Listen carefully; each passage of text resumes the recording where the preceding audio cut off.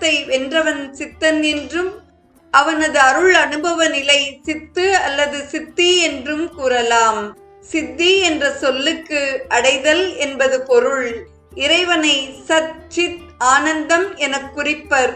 சத் என்பது என்றும் உள்ளது. சித் என்பது பேரறிவு ஆனந்தம், அதாவது பேரின்பம்.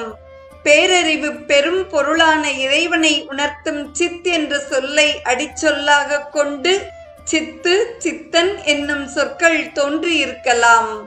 ஆன்மாவும் அறிவுடையதே, எனினும் தானாக அறியும் அறிவற்றது என்பார்கள் சித்தாந்திகள்.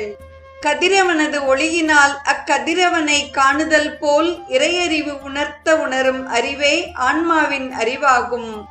ஆதலின் இப்பேரறிவினை பெறுவது சித்து எனவும் அவ்வறிவினை பெற்றவன் சித்தன் எனவும் கூறலாம். சித்தி